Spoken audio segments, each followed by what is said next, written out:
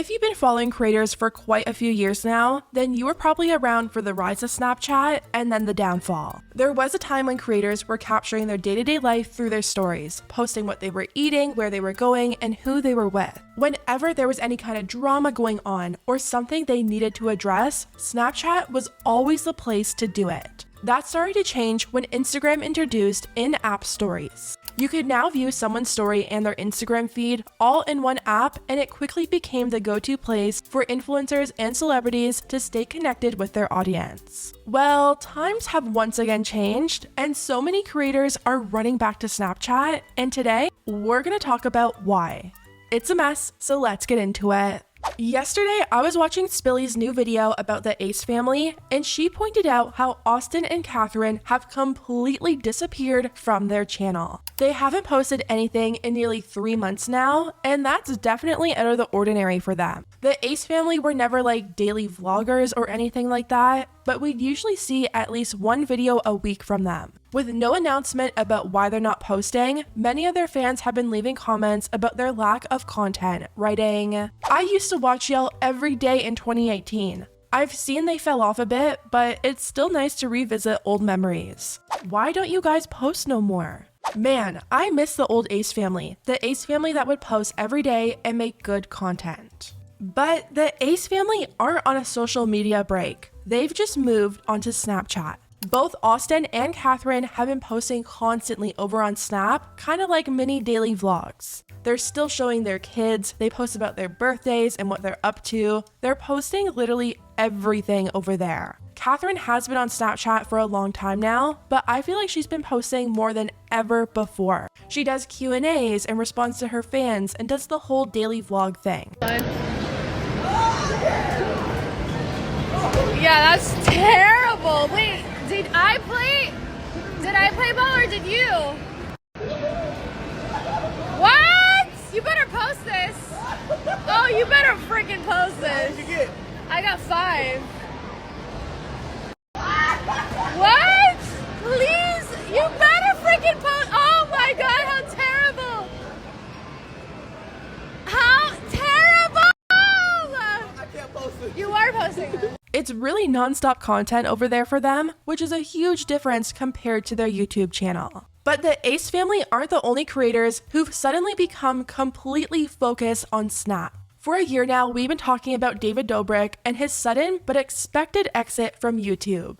After all of his scandals and then the accident with Jeff, most people had a feeling that David was starting to get sick of his main channel and all the backlash. He stopped posting on his upload schedule, he took huge breaks in between, and then one day, he even stopped posting on his podcast channel. There was a time when David was starting to get pretty consistent with TikTok during the sudden rise of it, but now he's pretty much exclusively on Snap. If you're a fan of David Dobrik and still want to keep up to date with him, then you most likely have him on your Snap, and you're probably constantly viewing the hundreds of stories that he posts daily. And that's not all. There are so many huge creators who've switched to Snapchat, like Charli D'Amelio, Bryce Hall, and even Khloe Kardashian. But why are so many of these creators abandoning their main platforms and almost completely switching to Snapchat?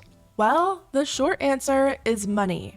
Over the past few years, we've seen Snapchat slowly starting to creep its way back into relevancy, and it all started with Spotlight. By simply sliding over to the Discover tab, you were met with different stories from all different creators across the world. Clickbait thumbnails about celebrities with outrageous titles. It was a whole different world over on Spotlight, and it became super easy to endlessly scroll and get lost in the non-stop content. The next way Snapchat started to become more popularized was by original Snap shows. This is how I started to get more into Snapchat, because we had people like Addison Rae and Nikita Dragon, people who were at the time were being heavily talked about, being offered these original shows with Snap, and everyone was interested and watching it. And that brings us to today.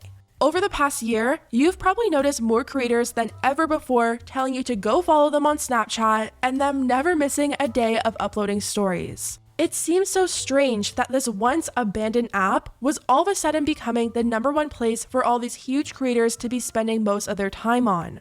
especially when there's TikTok, which is one of the most used apps right now. Well, that's because it's no secret that Snapchat has become one of the most lucrative apps for creators to be posting on ever since they announced their revenue sharing program. Whenever you watch a creator's story, you'll usually come across an ad in between them, and that's how these creators are being paid. Bryce Hall went on H3 a few months ago, and he said Snapchat is his highest paying platform right now. What's your main source of income these days? Right now, I think it's like mostly every creator that's on this program, but Snapchat. I've heard about Snapchat. Yeah. How many views do your videos get there? Anywhere between 50 to 100 million. Views? 50 to 100 million? Yeah. Wait, what the?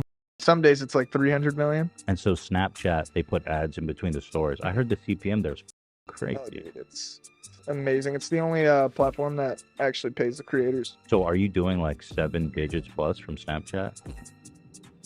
Making good money. I've been trying to. I've had like companies reach out. They're like, hey, we think your podcast would do really good on Snapchat. Well, you're thinking of a Snap show, but even stories are monetized. Dude, what is going on over there? And everyone online is talking about this Snap Creator program and how it's quickly become the most lucrative program for all these huge creators. One person I talk to is posting 50 to 100 times a day. They get about 100,000 views per, and they're making like $1,000 a day, which is like $356,000. How many days are in the year? Did I do this again? It's 365. Correct. So they make $365,000 a year. Now this program's new and it'll get diluted, but just by posting what they're doing. Snapchat has always been a bit sneaky with how much it pays creators. It flies under the radar in all of these talks, but do they pay out a lot of money? Let's not forget about Snapchat Spotlight, where they were paying $1 million a day, making creators like Cam Casey $3 million in a month. And although the exact amount is undisclosed, Snapchat splits its ad revenue with Snapstars stories. The more you post and the more engagement, the more you'll get paid out. Bryce Hall showed me how much money he's making on Snapchat. Is it above $50,000 a month? Yes. Fortune covered the rise of Snap with an article titled, "Snap's insane monetization is making it a new creator favorite, attracting stars like David Dobrik and paying another creator more than $10,000 some days." The payouts have turned Snap into a preferred platform for many high-profile creators, and the company hopes could be a powerful equalizer in its competition against larger social media rivals like TikTok, YouTube, Instagram, and Facebook. Though a representative for Snap declined to share the revenue split with Snapstars, a source close to the company says it's a 50-50 split. Snap creators are paid in crystals, whose exchange rate is roughly $1 to 10 crystals, and can be paid out after a creator has earned over 1,000 crystals or $100. So with people like David Dobrik and the Ace family having millions of followers over on Snapchat, you can only imagine the type of money they're making just from uploading quick photos and videos throughout the day. There's no editing, no big production. You can just quickly take a snap of whatever you're doing and the money rolls in for them. I mean, think of all the time someone like David Dobrik put into his videos on YouTube. A lot of planning and thought and editing went into them, and usually they weren't even monetized because of the copyright music he was using. If you can post quick photos throughout your day that take little to no effort and still make millions a year, that is going to be way more appealing to these people. I feel like another huge factor why Snapchat might be more appealing to someone like the Ace family or David Dobrik is probably because the lack of comments. If you go under any video from any of these large creators, there's going to be some hate or backlash over something they did in their videos or bringing up something that they have yet to address. On Snapchat, they don't have that, and I'm sure that's a huge plus for them. Another person who's completely switched over to Snapchat is Austin McBroom's little brother, Landon McBroom, and it's starting to get him into a bit of trouble. Since Snap's creator program pays so well, obviously these creators want to get the most views as possible, so Landon started to do this thing where he was posting clickbait photos of his ex Shyla all over his Snapchat. As I'm sure a lot of you guys know, Shyla and Landon didn't end on good terms. They made multiple videos going back and forth about each other, so him using his ex for views is extremely strange. Landon's girlfriend even ended up breaking up with him over it, and of course, he exploited that breakup all over his Snapchat as well. He was posting snaps of him crying, saying that she wasn't ready for a relationship, saying that he was gonna explain everything over Snapchat, of course. But his ex came out and was like, "You don't have to explain anything to anyone. I broke up with you because you're still posting your ex on your Snapchat." He was posting his ex-wife from one day, like randomly, just like that. And I know you guys noticed, I noticed as soon as I saw that, that broke my heart, of course. Like, my mental illness was like, my mental health was just, for me, like, I get crazy, I get like a panic attack because I was just healing my process with my ex and I was just not seeing this coming and just like, and I say everything about this because I can't keep it to myself anymore. Since you guys are being sending me like really bad comments and I feel really bad. Like, he knows that this is affecting me and my mind and everything. Like, me, I'm looking like I'm the worst. I'm the one who broke his heart.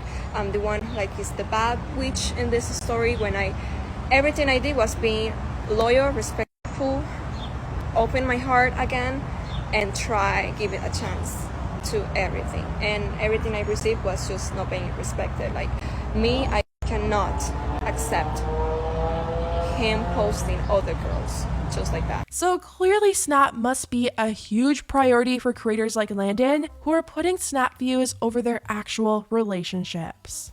If Snapchat is able to maintain this program, I feel like they're going to see more creators than ever before switching over to the platform and making it their main platform. I remember when I first started to see all these big creators switching over, I thought Snap was trying to like revive itself by paying creators one lump sum of money to post there for a bit and get their audience back onto the app. Little did a lot of us know, Snapchat was changing from an app that was once a bit abandoned to the main way these creators are starting to make their money.